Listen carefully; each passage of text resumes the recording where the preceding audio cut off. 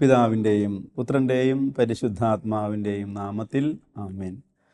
വിശുദ്ധ മത്തായി അറിയിച്ച സുവിശേഷം 15-ാം അധ്യായം 21 മുതലുള്ള തിരുവചനങ്ങൾ. യേശു അവിടെ നിന്ന് പുറപ്പെട്ട് ടൈർ, സീദോൻ എന്നീ പ്രദേശങ്ങളിലെത്തി. അപ്പോൾ ആ പ്രദേശത്ത് നിന്ന് ഒരു കാനാൻകാരി വന്ന് കരഞ്ഞ് അപേക്ഷിച്ചു, കർത്താവേ, ദാവീദിൻ്റെ പുത്ര, എന്നിൽ കനിയണമേ. എൻ്റെ മകളെ പിശാച് ക്രൂരമായി ബാധിച്ചിരിക്കുന്നു. എന്നാൽ അവൻ ഒരു വാക്കുപോലും ഉത്തരം പറഞ്ഞില്ല. ശിഷ്യന്മാർ അവനോട് അഭ്യർത്ഥിച്ചു, അവളെ പറഞ്ഞയച്ചാലും. അവൾ നമ്മുടെ പിന്നാലെ വന്ന് നിലവിളിക്കുന്നല്ലോ.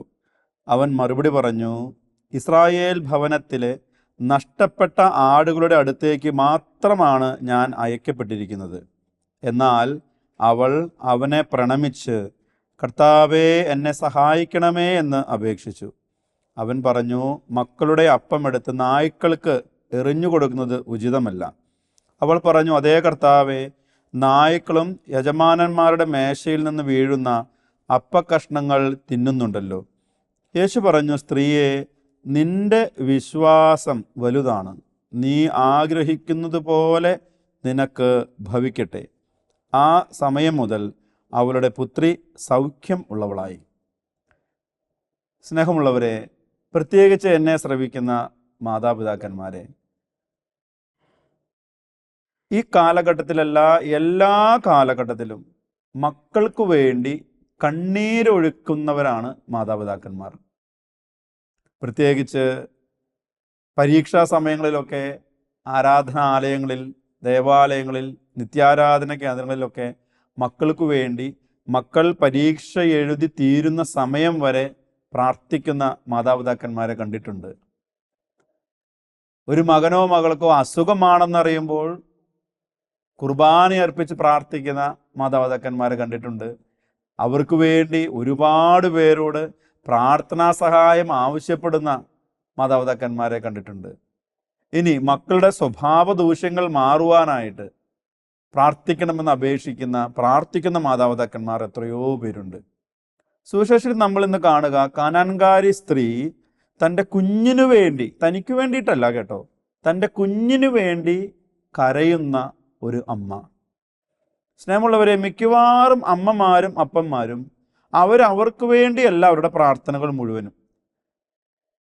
ഒന്ന് ആലോചിച്ച് നോക്കിക്കേ, നമ്മുടെ അപ്പനും അമ്മയും അവർക്ക് വേണ്ടി പ്രാർത്ഥിക്കുന്നത് എപ്പോഴാണ്?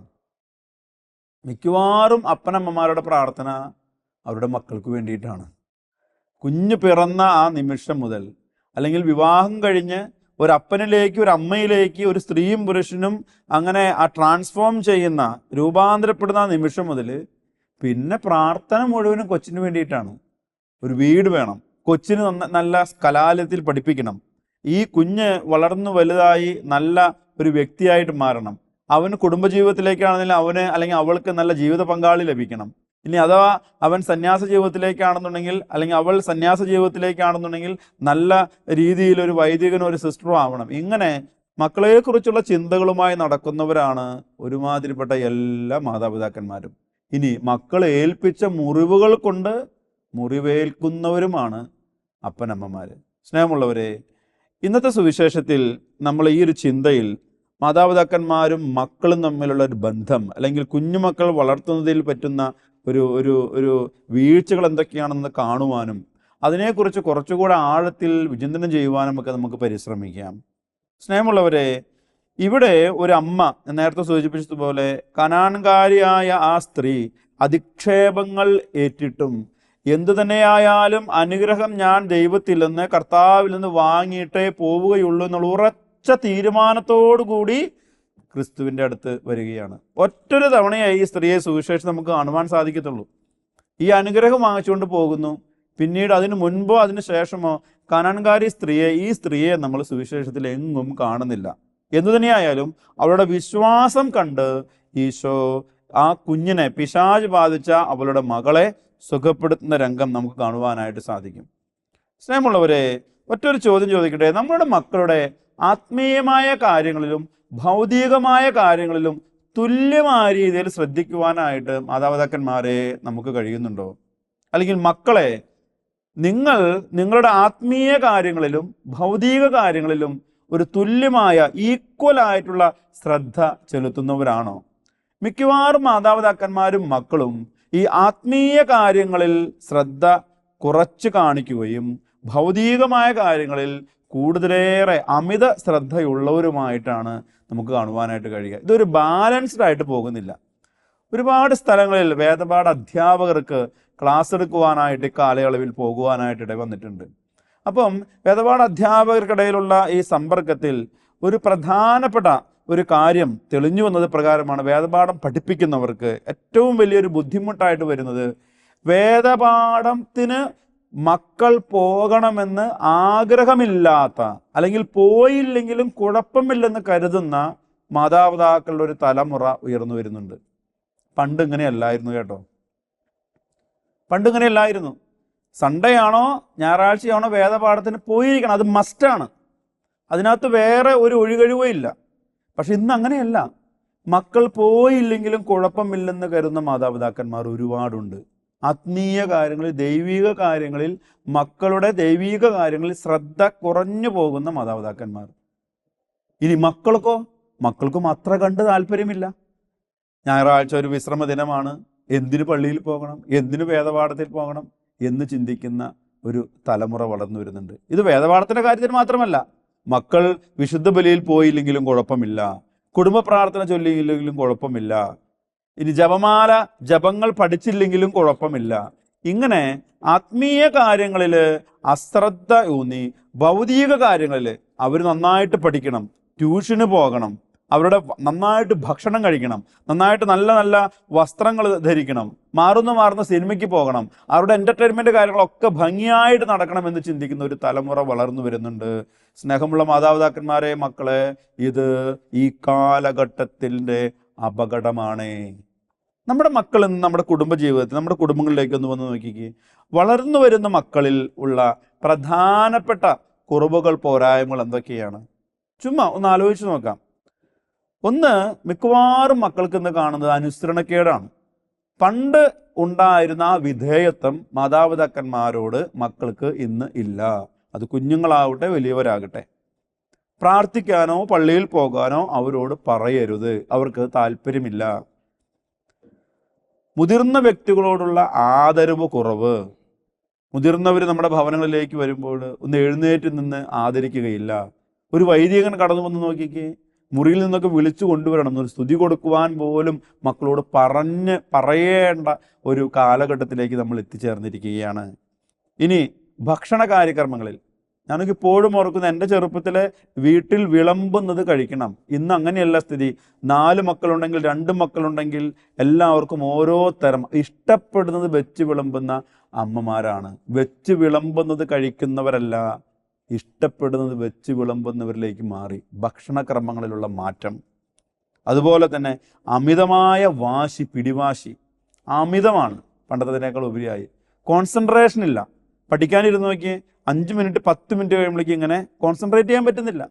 ഇതൊക്കെ മൊബൈൽ ഫോണിൻ്റെ അമിതമായ ദുരുപയോഗം മുഖേന വരുന്നതാണ്. കോൺസെൻട്രേറ്റ് ചെയ്യാൻ പറ്റില്ല. ഒരു 5 മിനിറ്റ് 1 മണിക്കൂറൊക്കെ ഇരുന്ന്, അല്ലെങ്കിൽ അരമണിക്കൂർ 20 മിനിറ്റ് സ്വസ്ഥമായിട്ടിരുന്ന് പ്രാർത്ഥിക്കാനായിട്ട് പഠിക്കാനായിട്ടൊന്നും പറ്റത്തില്ല. പ്രാർത്ഥനയുടെ കാര്യത്തിലാവട്ടെ പഠനത്തിൻ്റെ കാര്യത്തിലാവട്ടെ ലാക്ക് ഓഫ് കോൺസെൻട്രേഷൻ. ഇനി അച്ചടക്കമില്ലായ്മ, അതുപോലെ തന്നെ അടക്കവും ഒതുക്കവും ഇല്ലായ്മ. ഇനി പല മക്കൾക്കും സൂയിസൈഡൽ ടെൻഡൻസി ഉണ്ട്. ഞാൻ ഇപ്പോൾ പോയി ചാവും എന്ന് പറയുന്നവർ. വഴക്ക് പറയാൻ പറ്റത്തില്ല. ഇന്ന് ഒരുപാട് ഭവനങ്ങളിൽ മാതാപിതാക്കന്മാർ മക്കളെ പേടിച്ചിട്ട് ജീവിക്കണേ. പണ്ട് നേരെ വിപരീതമായിരുന്നു. ഒരുപാട് മാതാപിതാക്കന്മാർക്ക് ഇന്ന് ഏറ്റവും പേടി മക്കളെയാണ്. വഴക്ക് പറഞ്ഞാൽ ഇവരെന്തെങ്കിലും ചെയ്യുമോ? ഇങ്ങനെ ഒരു ചെറിയ സ്ട്രെസ് പോലും, ഒരു ചെറിയ നൊമ്പരം പോലും എടുക്കാൻ കഴിയാതെ നമ്മുടെ മക്കൾ വളർന്നു വരുന്ന കാലഘട്ടമാണ്. ഇനി വൈകിയുള്ള ഉറക്കം, വൈകിയുള്ള ഉണർവ്, അല്ലേ? മിക്കവാറും ഭവനങ്ങളിൽ കണ്ടിട്ടുണ്ട്. അത് സ്വദേശത്താവട്ടെ വിദേശത്താവട്ടെ, രാത്രി എത്ര മണി വേറെങ്കിലും ഇരിക്കും. നേരത്തെ എഴുന്നേൽക്കാൻ മാത്രം പറയരുത്. നേരത്തെ എഴുന്നേറ്റില്ലെങ്കിൽ എങ്ങനെ ദേവാലയത്തിലേക്ക് പോകുന്നത്, എങ്ങനെയാണ് പ്രാർത്ഥിക്കുന്നത്? ഇങ്ങനെ ഒരു താളം തെറ്റിയുള്ള ഒരു ജീവിതം നയിക്കുന്ന ഒരു തലമുറ വളർന്നു വരികയാണ്. ആരെയും കുറ്റപ്പെടുത്താൻ വേണ്ടിയിട്ടല്ല, നമ്മിലേക്ക് തന്നെ ഒന്ന് ഇറങ്ങി ചെല്ലുവാനുള്ള ഒരു പരിശ്രമം നടത്തുന്നത് നല്ലതല്ലേ? അതുകൊണ്ടാണ് പറയുന്നത്.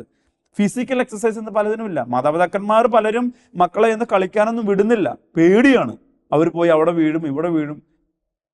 എൻ്റെതായ ഈ ഒരു തലമുറയിലുള്ള മക്കളെ ആലോചിച്ച് നോക്കിക്കേ. നമുക്ക് കിട്ടിയിരിക്കുന്ന ബാല്യം എന്ന് പറയുന്നത് എത്രയോ കളിക്കുവാനും നമ്മൾ വീണും ഒക്കെ വളർന്നവരാണ്. അന്ന് ഇത്രമാത്രം ആദ്യ മക്കളെ കുറിച്ചില്ലായിരുന്നു. ഇന്ന് അനാവശ്യമായ ആദികളാണ്. ഒരു മണിക്കൂർ 2 മണിക്കൂർ ഫിസിക്കൽ എക്സസൈസിനേക്കാൾ ഉപരിയായിട്ട് 2, 3, 4, 5 മണിക്കൂർ മക്കൾ വീട്ടിലിരുന്ന് എക്സസൈസിന് പകരമായിട്ട്, വ്യായാമത്തിന് പകരമായിട്ട് മൊബൈലിലും കമ്പ്യൂട്ടറിലും കളിക്കും. അതുകൊണ്ട് തന്നെ ഒബീസിറ്റി, ഈ അമിതമായ വണ്ണവും ഭക്ഷണവും ഒക്കെ ഇങ്ങനെ കൂടിക്കൊണ്ടുവരികയാണ് മക്കളിലേക്ക്. ശരിയല്ലേ? ഇനി ഒരു കാര്യത്തിനും സീരിയസ്നെസ് ഇല്ല. മക്കളിൽ നിന്ന് പലർക്കും പ്രശ്നമാണ്. ഒരു കാര്യത്തിനും ഉത്തരവാദിത്വമില്ല. വഴക്ക് പറഞ്ഞാലും നന്നാവില്ല. ഒരു ഉത്തരവാദിത്വമില്ല. എന്താ പറയണ, ഒരു ഉത്തരവാദിത്വ ബോധമില്ലായ്മ. എങ്ങനെ ആയാലും കുഴപ്പമില്ല. 100 രൂപ കൊടുത്തൊരു കടയിലേക്ക് വിട്ടു കഴിഞ്ഞാൽ 100 രൂപ എങ്ങനെ ചെലവഴിച്ചു കൊണ്ടുവരും. അത് എങ്ങനെ നന്നായിട്ട് അതിൻ്റെ നന്മതിന്മകൾ നോക്കി എന്തെല്ലാം കാര്യങ്ങൾ ആവശ്യമുള്ളത് മാത്രം വാങ്ങിക്കലല്ല. ഇനി ഒരു കടയിൽ പോയി എന്തെങ്കിലും സാധനങ്ങൾ വാങ്ങിക്കുക, അവർക്ക് ഇഷ്ടമുള്ളവർ ഓർഡർ ചെയ്യും. അല്ലെങ്കിൽ എന്താണ് വേണ്ടത് എന്നുള്ളൊരു ചിന്താഗതിയൊന്നുമല്ല. എൻ്റെ കുടുംബത്തിൻ്റെ സ്റ്റാറ്റസ് എന്താണ്, എൻ്റെ സാമ്പത്തിക ഭദ്രത എങ്ങനെയാണ്, അങ്ങനെയൊന്നും ചിന്തിക്കത്തില്ല. ഇതൊന്നും അവർക്കൊരു വിഷയമല്ലാത്ത കാര്യങ്ങൾ. സ്നേഹമുള്ള മാതാപിതാക്കന്മാരെ, അതുകൊണ്ട് തന്നെയാണ് പറയണത്, മക്കൾക്ക് വേണ്ടി പ്രാർത്ഥിക്കണം.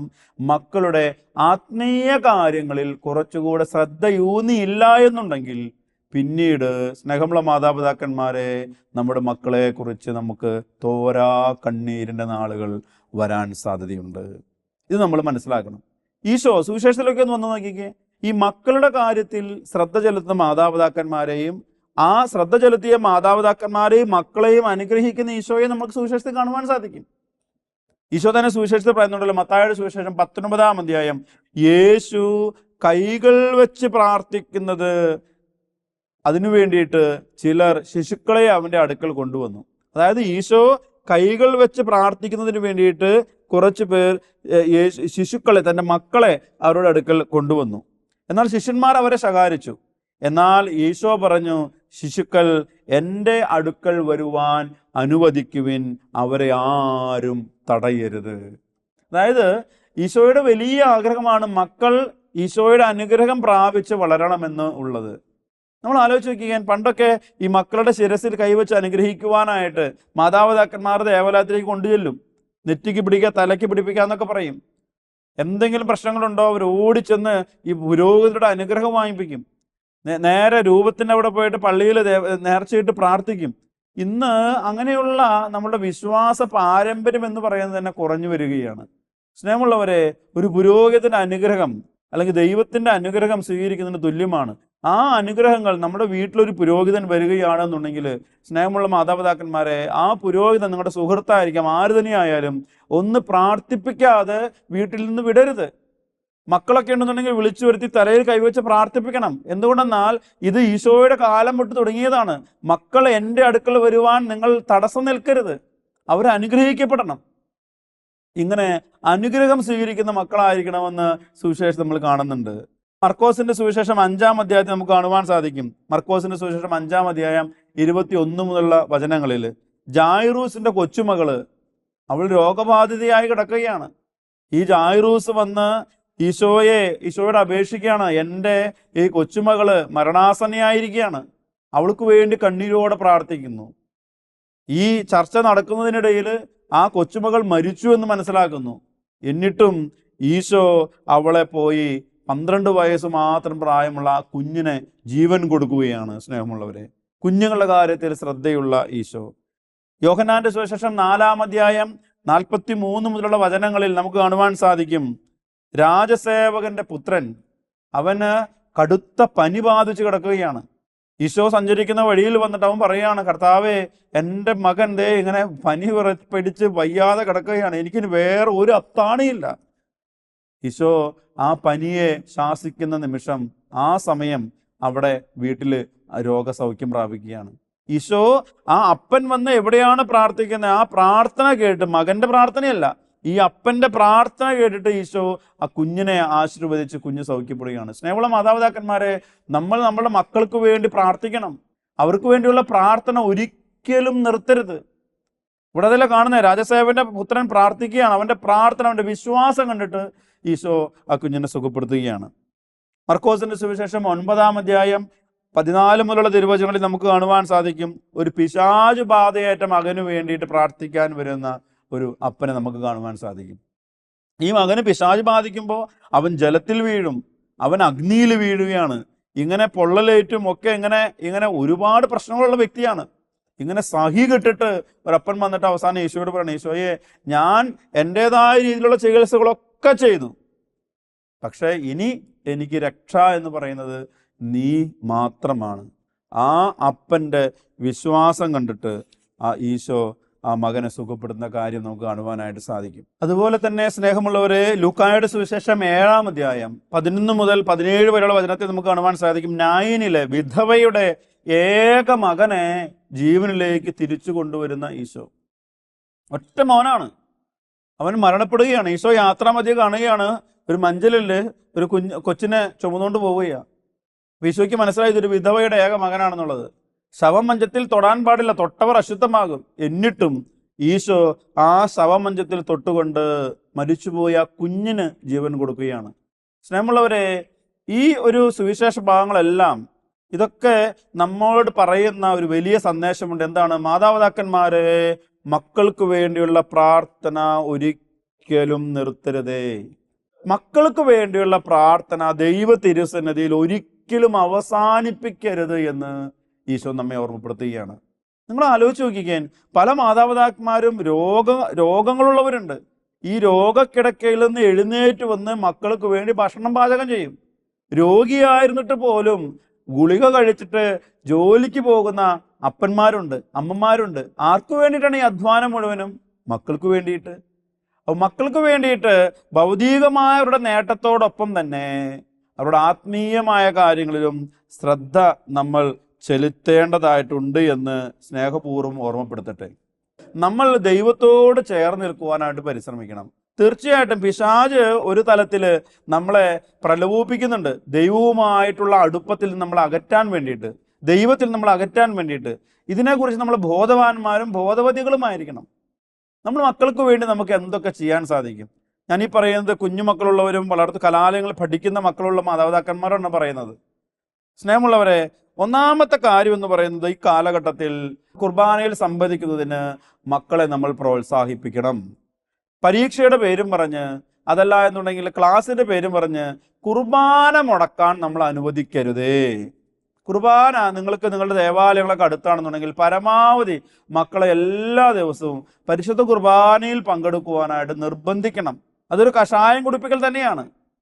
മുട്ടയിൽ നിന്ന് നമ്മൾ ജപമാല ജ്വലിപ്പിച്ചതൊക്കെ നമുക്കറിയാമല്ലോ. കുടുംബ പ്രാർത്ഥനകളൊക്കെ നമ്മൾ പങ്കെടുത്തത് ഒരു കാലഘട്ടത്തിൽ അതൊരു കഷായം കുടിക്കൽ തന്നെയായിരുന്നു. പക്ഷെ ഈ ഒരു കഷായമാണ് പിന്നീട് നമുക്ക് ഔഷധമായും അമൃതമായിട്ടും മാറിയിട്ടുള്ളത്. അതുകൊണ്ട് പരിശുദ്ധ കുർബാനയിൽ പങ്കെടുപ്പിക്കുന്നതിന് അവരെ ഒരിക്കലും നിങ്ങൾ തടയരുത്, അതിന് പ്രോത്സാഹിപ്പിക്കണം. ഇനി താല്പര്യം, അവർക്ക് താല്പര്യം ഉണ്ടാകില്ല, എന്നിരുന്നാലും നിർബന്ധിച്ച് കുർബാനയിൽ പങ്കെടുപ്പിക്കണം. രണ്ടാമത്തെ കാര്യം എന്ന് പറയുന്നത്, സ്നേഹമുള്ളവരെ, കുടുംബ പ്രാർത്ഥന.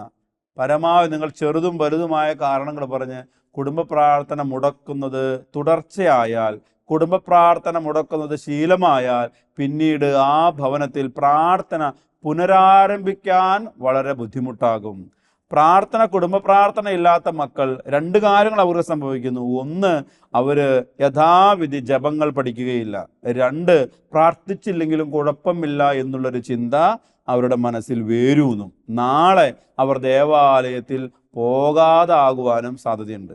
ഇന്ന് വിദേശ രാജ്യങ്ങളിലൊക്കെ നമ്മുടെ മക്കൾ ഒരുപാട് പേര് +2 കഴിയുമ്പോഴൊക്കെ പഠിക്കാനായിട്ട് പോകുന്നുണ്ട്, ജോലിക്ക് പോകുന്നവരുണ്ട്. ആ മക്കൾ ഫോൺ ചെയ്ത് നമ്മോട് സംസാരിക്കുമ്പോൾ എത്ര പേരോട് നമ്മൾ ചോദിക്കാറുണ്ട്, മക്കളെ നിങ്ങൾ പള്ളിയിൽ പോയോ? മക്കളെ നിങ്ങൾ ഇന്ന് ജപമാല ചൊല്ലി പ്രാർത്ഥിച്ചോ? മക്കളെ നിങ്ങളിന്ന് വചനം വായിച്ചോ? മറ്റെല്ലാ കാര്യങ്ങളും നമ്മൾ ചോദിക്കും, ശരിയല്ലേ? നമ്മൾ മറ്റെല്ലാ കാര്യങ്ങളും നമ്മുടെ മക്കളോട് ചോദിക്കും. പക്ഷേ ഈ ആത്മീയമായ കാര്യങ്ങൾ മാത്രം നമ്മൾ ചോദിക്കുന്നില്ല എന്നുണ്ടെങ്കിൽ, സ്നേഹമുള്ളവരെ, അത് തെറ്റായ ശിക്ഷണ രീതിയാണ്. ഒരപ്പൻ്റെയും അമ്മയുടെയും കടമയിൽ നിന്ന് നമ്മൾ ദൂരെയാവുകയാണ് ചെയ്യുന്നത്. ഇനി അതുപോലെ തന്നെ പ്രാധാന്യം അറിയിക്കുന്നതാണ് കുമ്പസാരം. അവരുടെ കുമ്പസാരം ആത്മീയമായ കാര്യങ്ങളിൽ ശ്രദ്ധ ചെലുത്തേണ്ടതായിട്ടുണ്ട്. ഇനി നമുക്ക് ഇന്ന് പല കുടുംബങ്ങളും, കുഞ്ഞുമക്കളുള്ള കുടുംബങ്ങളാണ് അച്ഛൻ കൂടുതൽ പ്രതിപാദിക്കുന്ന ഈ കാരണത്തിൽ ഭക്ഷണം ഇറങ്ങണമെന്നുണ്ടെങ്കിൽ മൊബൈൽ ഫോൺ വേണം. അങ്ങനെ ആയി. ഇത് നമ്മൾ തന്നെ ശീലിപ്പിച്ചാണ്. നമ്മൾ പറയും മക്കൾക്ക് മൊബൈൽ അഡിക്ഷനാണ് അഡിക്ഷനാണ്. എങ്ങനെ ശീലിപ്പിച്ചെടുത്തു? നമ്മൾ പണിയെടുക്കുന്ന സമയത്ത് നമ്മുടെ പണി അവർ ശല്യപ്പെടുത്താതിരിക്കാൻ നമ്മൾ കുട്ടികൾക്ക് മൊബൈൽ ഇട്ട് കൊടുക്കും. കുട്ടികൾ മൊബൈൽ നോക്കി അതിനകത്ത് കാർട്ടൂൺ കണ്ടോ ഗെയിം കളിച്ചോ നമ്മൾ ഒരുപാട് സമയം അവർ ചെലവഴിക്കും. ഇതിനാരെ കാരണക്കാരെന്ന് പറയണത്? അപ്പോൾ അങ്ങനെയുള്ള ശീലങ്ങൾ നിർബന്ധ ബുദ്ധിയേനെ ഈ കാലഘട്ടത്തിൽ, വളർച്ചയുടെ കാലഘട്ടത്തിൽ അങ്ങനെയുള്ള ശീലങ്ങൾ നിർബന്ധ ബുദ്ധിയേനെ ദൂരീകരിച്ചില്ലെങ്കിൽ, എടുത്തു മാറ്റിയില്ല എന്നുണ്ടെങ്കിൽ തീർച്ചയായിട്ടും ഭാവിയിൽ മണിക്കൂറുകളോളം സ്ക്രീൻ അഡിക്ഷന് അവർ വീണു പോകുവാൻ തയ്യാറായിട്ടുണ്ട്. അതുപോലെ തന്നെയാണ് നമ്മുടെ മക്കളുടെ സുഹൃത്ത് ബന്ധങ്ങൾ, കൂട്ടുകാർ. നമ്മുടെ മക്കളുടെ സൗഹൃദങ്ങൾ ആരൊക്കെയാണ്? അവരുടെ വിശ്വാസ ജീവിതത്തിൽ ദൈവത്തോട് ചേർത്ത് നിൽക്കുന്ന സൗഹൃദങ്ങളാണ് അവർക്കുള്ളത് എന്ന് മാതാപിതാക്കന്മാർ അറിയണം. എൻ്റെ മകനും മകളും കലാലയങ്ങളിൽ പഠിക്കുകയാണെന്നുണ്ടെങ്കിൽ അവൻ്റെയും അവളുടെയും സുഹൃത്ത് ബന്ധങ്ങൾ ഏതെല്ലാമാണ്, ആരെല്ലാമാണ് എന്ന് നമ്മൾ തിരിച്ചറിയേണ്ടതായിട്ടുണ്ട്. അതുപോലെ തന്നെ ഇന്ന് പല മക്കൾക്കും വായനാശീലമില്ല. നല്ല പുസ്തകങ്ങളല്ല, പുസ്തകങ്ങളേ വായിക്കാറില്ല. നല്ല നല്ല ബുക്കുകൾ, പുസ്തകങ്ങൾ വായിക്കുവാനായിട്ടൊക്കെ മക്കളെ ശീലിപ്പിക്കണം. പണ്ടൊക്കെ എല്ലാ ഭവനങ്ങളിലും ചെറിയ ചെറിയ പുസ്തകങ്ങൾ, നല്ല നല്ല പുസ്തകങ്ങളൊക്കെ മിക്കവാറും ഭവനങ്ങളിലുണ്ടായിരുന്നു. ഇന്ന് പുസ്തകത്തോടുള്ള വിരക്തി, വായനയോടുള്ള വിരക്തി, അത് മാതാപിതാക്കന്മാർക്കും മക്കൾക്കും കുറഞ്ഞു വരുന്ന കാലഘട്ടമാണ്. അപ്പോൾ മക്കളുടെ വായനാശീലത്തിൽ നമ്മൾ ശ്രദ്ധിക്കേണ്ടതായിട്ടുണ്ട്. ഇനി പ്രാർത്ഥന, നമ്മുടെ മക്കളുടെ പ്രാർത്ഥനാ ജീവിതം. അവർ ഉറങ്ങാൻ പോകുന്നതിന് മുൻപ് പ്രാർത്ഥിക്കുന്നുണ്ടോ? ഉണരുമ്പോൾ പ്രാർത്ഥിക്കുന്നുണ്ടോ? ഇതൊക്കെ നമ്മൾ മാതാപിതാക്കന്മാർ ശ്രദ്ധിക്കേണ്ട കാര്യമാണ്. മക്കളും ശ്രദ്ധിക്കേണ്ട കാര്യമാണ്. ഉണരുമ്പോഴും ഉറങ്ങുമ്പോഴും, ഉറങ്ങുന്നതിന് മുൻപ് ഉണരുമ്പോഴും, പഠിക്കാൻ പോകുന്നതിന് മുൻപും, കലാലയത്തിൽ പോകുന്നതിന് മുൻപും, ജോലിക്ക് പോകുന്നതിന് മുൻപ്, ഒരു വാഹനം സ്റ്റാർട്ട് ചെയ്യുന്നതിന് മുൻപ് ഒക്കെ നമ്മൾ പ്രാർത്ഥനയിലായിരിക്കുക. ദൈവവുമായിട്ടുള്ള ബന്ധം അറ്റുപോകാതിരിക്കുവാനായിട്ട് നമ്മൾ പരിശ്രമിക്കേണ്ടതായിട്ടുണ്ട്. അതുപോലെ തന്നെ മറ്റൊരു കാര്യമാണ് നന്ദി പറയാനും ക്ഷമാപണം നടത്താനും മക്കളെ പഠിപ്പിക്കുക. വിദേശ രാജ്യങ്ങളിലൊക്കെ പോകുമ്പോൾ ചെറിയ ചെറിയ കാര്യങ്ങൾക്ക് പോലും അവർ നന്ദി പറയും. താങ്ക് യു എന്ന്, കൊച്ചുകുട്ടികൾ വരെ. ഇനി എന്തെങ്കിലും തെറ്റുപറ്റിയാൽ സോറി എന്ന് പറയും. നമ്മുടെ നാടിൻ്റെ സംസ്കാരത്തിൽ അതില്ലാത്തത് കൊണ്ടാണെന്ന് അറിയില്ല, നമ്മുടെ മക്കൾ ഒരിക്കലും പലപ്പോഴും സോറി പറയില്ല. അതൊരു ശീലമാകട്ടെ. തെറ്റ് സംഭവിച്ചു കഴിഞ്ഞാൽ സോറി എന്ന് പറയിപ്പിക്കണം. എനിക്ക് തെറ്റുപറ്റിപ്പോയി. അതുപോലെ തന്നെ എന്ത് നന്മ അപ്പനിൽ നിന്നും അമ്മയിൽ നിന്നും കൂട്ടുകാരിൽ നിന്നും സ്വീകരിച്ചാലും താങ്ക് യു, നന്ദി പറയുവാനായിട്ട് അവരെ ശീലിപ്പിക്കണം. അതുപോലെ തന്നെ ഞാൻ മുൻപേ സൂചിപ്പിച്ചതുപോലെ ഭവനങ്ങളിൽ ആരെങ്കിലുമൊക്കെ വരികയാണെന്നുണ്ടെങ്കിൽ മുതിർന്നവരാണെന്നുണ്ടെങ്കിൽ എഴുന്നേറ്റ് നിൽക്കുവാനും, മുറികളിൽ നിന്നൊക്കെ ഒന്ന് പുറത്തു വന്ന് ആരൊക്കെയാണ് വന്നിരിക്കുന്നതെന്ന് പരിചയപ്പെടുവാനും ഒക്കെ അവരെ നമ്മൾ പരിശീലിപ്പിക്കണം. നമ്മൾ മുറിയിൽ അവർ കമ്പ്യൂട്ടറിന് മുമ്പിലോ മൊബൈലിന് മുമ്പിലോ ഒക്കെ ഇരിക്കുമ്പോൾ അവർ പുറത്തേക്ക് വരത്തില്ല. പക്ഷെ അവർ നിർബന്ധ ബുദ്ധിയാണ്, ഇത് വീട്ടിലെ ചട്ടമാണ് എന്ന് പറഞ്ഞ് ശീലിപ്പിക്കണം. വൈദികരൊക്കെ ആരെങ്കിലും വന്നു കഴിഞ്ഞാൽ ഇന്ന് പലപ്പോഴും ഉന്തിവിടും സ്തുതി തരാനായിട്ട്. ആ സ്ഥിതിഗതിയിലേക്ക് വന്ന ഒരു കാലഘട്ടം എന്ന് പറയുമ്പോൾ എത്രമാത്രം നമ്മൾ അധപതിച്ചു. പുരോഹിതരെയോ സിസ്റ്റേഴ്സിനെയോ ഒക്കെ കണ്ടു കഴിഞ്ഞാൽ ഈശോ മിശിഹായ്ക്ക് സ്തുതിയായിരിക്കട്ടെ എന്ന് പറയുവാനായിട്ട് സാധിക്കണം. യാത്രയൊക്കെ ചെയ്യുമ്പോൾ മുതിർന്നവരെ കണ്ടു കഴിഞ്ഞാൽ എഴുന്നേറ്റ് കൊടുക്കുവാനൊക്കെ അവരെ നമ്മൾ പഠിപ്പിക്കണം. അതുപോലെ ദാനധർമ്മങ്ങൾ ചെയ്യുവാനായിട്ട്, അല്ലെങ്കിൽ നിങ്ങൾക്ക് സമയം ഉൾപ്പോൾ ഏതെങ്കിലും ആതുരാലയങ്ങളിലൊക്കെ അവരെ കൊണ്ടുപോകുക, ദാനധർമ്മങ്ങൾ അവരുടെ കാര്യങ്ങളിലൂടെ ചെയ്യിപ്പിക്കണം. അതുപോലെ തന്നെ പ്രാധാന്യം അറിയിക്കുന്നതാണ് ജോലി എടുപ്പിക്കുക. മക്കളുടെ കാര്യത്തിൽ അവർ പണി ഒന്നും എടുക്കണ്ട, ഫുൾ ടൈം പഠിക്കട്ടെ എന്ന് കരുതുന്ന മാതാപിതാക്കന്മാർ തെറ്റാണ്. അതൊരിക്കലും നല്ലതല്ല. സ്വന്തം കാലിൽ നിൽക്കാവുന്ന അത്യാവശ്യം ആരോഗ്യം കൊണ്ടെന്നുണ്ടെങ്കിൽ ചെറിയ ചെറിയ പണികൾ, ബാത്റൂം കഴുകൽ, അവരുടെ വസ്ത്രങ്ങൾ അലക്കൽ, അവരുടെ വസ്ത്രങ്ങൾ തേക്കൽ, ചെറിയ ചെറിയ വീട് വൃത്തിയാക്കൽ, ഇങ്ങനെ ചെറിയ ചെറിയ പണികളെല്ലാം മക്കളെ കൊണ്ട് എടുപ്പിച്ച് ശീലിപ്പിക്കണം. അതല്ലാന്നുണ്ടെങ്കിൽ നാളെ അവരെങ്ങനെ സ്വന്തം കാലിൽ നിൽക്കുക? എത്ര നാൾ അവർ പുറത്ത് ഹോട്ടലിൽ പോയി ഭക്ഷണം കഴിക്കും? ഇന്ന് മക്കൾക്ക് ഏറ്റവും ഇഷ്ടം വീട്ടിൽ നിന്ന് ഭക്ഷണം കഴിക്കാനല്ല. ഒരുപാട് പേര് ഹോട്ടൽ ഫുഡ്, നമ്മൾ ആലോചിച്ച് നോക്കിക്കേ. ഒരു 15-20 വർഷം പിൻപോട്ട് സഞ്ചരിച്ച മാതാപിതാക്കന്മാരെ, അന്ന് കേരളത്തിൽ ഇത്രമാത്രം ഹോട്ടലുകളുണ്ടോ? ഇതിൻ്റെ ഒരു പ്രധാനപ്പെട്ട കാരണം എന്ന് പറയുന്നത് കൊണ്ടാണ് ഭക്ഷണം പാചകം ചെയ്യാൻ മടി പിടിക്കുന്ന ഒരു തലമുറ വളർന്നു വരുന്നുണ്ട്. അല്ലെങ്കിൽ പുറമേ നിന്ന് ആസ്വദിച്ചു. അതുകൊണ്ട് തന്നെയാണ് ഈ ജീവിതശൈലി രോഗങ്ങൾ വർദ്ധിച്ചു വന്നത്. പണ്ടൊക്കെ ഒരു ഗ്രാമത്തിൽ 1-2 ഹോട്ടലുകളെ ഉണ്ടായിരുന്നുള്ളൂ. അത് ഏറ്റവും ആരോഗ്യപ്രദമായ ഭക്ഷണങ്ങളെ അവിടെ കിട്ടുമായിരുന്നുള്ളൂ. ഇന്ന് അങ്ങനെയല്ലല്ലോ. ഇന്ന് പല തരത്തിലുള്ള ഓരോരുത്തരും രുചിക്കനുസൃതമായ, നാവിനനുസൃതമായ ഭക്ഷണശാലകൾ ഒരുപാട് വർദ്ധിച്ചു വരുന്നു. അത് നമ്മുടെ ആരോഗ്യം ക്ഷയിക്കുവാനും കാരണമായിട്ടുണ്ട്. നല്ലത് തന്നെയാണ്. നമ്മൾ യാത്രയൊക്കെ ചെയ്യുമ്പോൾ ഭക്ഷണം കഴിക്കുന്നത് നല്ലത് തന്നെയാണ്. പക്ഷേ ഒരുപക്ഷെ നമ്മുടെ കുടുംബങ്ങളിൽ ഇന്ന് മക്കൾ ഭക്ഷണം വയ്ക്കുവാനും മറ്റു കാര്യങ്ങളും ചെയ്യുവാനും ഒക്കെ അലസത വരുവാനുള്ള ഒരു കാരണം ഇങ്ങനെയുള്ള ഈ പുറമേ നിന്നുള്ള അമിതമായ ഭക്ഷണത്തിൻ്റെ സ്വീകാര്യത തന്നെയാണ് എന്ന് പറയാതെ വയ്യ. ഇനി തുടക്കത്തിൽ പറഞ്ഞതുപോലെ ദേവാലയത്തിൽ പോകാനും വിശുദ്ധ കുർബാനയിൽ പങ്കെടുക്കുവാനും വേദപാഠം പഠിക്കുന്ന മക്കളാണെന്നുണ്ടെങ്കിൽ വേദപാഠത്തിൽ പങ്കെടുക്കുവാനും ഒക്കെ മക്കളെ നിർബന്ധിപ്പിക്കണം. ഞാൻ ഈയിടെ ക്ലാസ് എടുക്കാൻ പോയ ഒരു സ്ഥലത്ത് കണ്ടൊരു കാഴ്ച എന്ന് പറയുന്നത് 12ാം ക്ലാസ് വരെ മുടങ്ങാതെ വേദപാഠത്തിന് പങ്കെടുത്ത കുട്ടിയെ ആദരിക്കുന്ന ഒരു ചടങ്ങിൽ പങ്കെടുക്കുവാൻ സാധിച്ചു. എത്ര മനോഹരമാണ് അല്ലേ? 12ാം ക്ലാസ് വരെ എന്ന് പറയുമ്പോൾ ഒരു ഞായറാഴ്ച പോലും വേദപാഠത്തിന് കുഞ്ഞ് മുടങ്ങിയിട്ടില്ല എന്ന് പറയുമ്പോൾ ആ കുഞ്ഞിനെ മാത്രമല്ല ആ കുഞ്ഞിൻ്റെ അപ്പനും അമ്മയും എത്രമാത്രം ആദരവ് അർഹിക്കുന്നുണ്ട്. ആ കുട്ടി ആത്മീയ കാര്യങ്ങളിൽ ശ്രദ്ധയൂന്നുന്ന അപ്പനും അമ്മയും എത്രയോ ദൈവാനുഗ്രഹം സ്വീകരിക്കുന്ന മാതാപിതാക്കന്മാരാണ്. അതുപോലെ തന്നെ സ്നേഹമുള്ളവരെ, ഈ ആതുര ആലയങ്ങളിൽ മക്കളെ കൊണ്ടുപോകാനായിട്ട് പരിശ്രമിക്കണം. വല്ലപ്പോഴും ആശുപത്രി കാണാനും ഒരു ക്യാൻസർ സെൻറ്റർ കാണാനും അല്ലെങ്കിൽ കിടപ്പ് രോഗികളെ കാണുവാനും ഒക്കെ മക്കളെ കൊണ്ടുപോകുക. അപ്പോൾ അവരുടെ ജീവിതത്തിൻ്റെ നശ്വരത അവർക്ക് മനസ്സിലാകും. ഈ കാണുന്ന ഒന്നുമല്ല ജീവിതമെന്ന് മനസ്സിലാക്കുവാനായിട്ട് അവർക്ക് കഴിയും. അതുപോലെ തന്നെ സ്നേഹമുള്ളവർ, നമ്മുടെ ഭവനങ്ങളിൽ എല്ലാ മുറികളിലും ഒരു ക്രൂശിത രൂപമോ മാതാവിൻ്റെ രൂപമോ തിരുഹൃദയത്തിൻ്റെ രൂപമോ ഉള്ളത് നല്ലതാണ്. ഇന്ന് നമ്മൾ വീടുകളൊക്കെ വലിയ നല്ല വീടുകളുണ്ടാക്കും, പക്ഷേ ഇന്നും ഭിത്തിയിലൊക്കെ ആണിയടിക്കാൻ നമുക്ക് പേടിയാണ്. പക്ഷെ നമ്മുടെ എല്ലാ മുറികളിലും ദൈവത്തിൻ്റെ ചൈതന്യം അത് ബഹിർസ്ഫുരിക്കുന്ന, ദൈവത്തിൻ്റെ ചൈതന്യം തെളിയുന്ന എന്തെങ്കിലും നമുക്ക് വേണം. അതൊരു ക്രൂശിത രൂപമാകട്ടെ, ഈശോയുടെ തിരുഹൃദയ രൂപമാകട്ടെ, എന്തെങ്കിലും ഒരു രൂപം ഉണ്ടാകട്ടെ.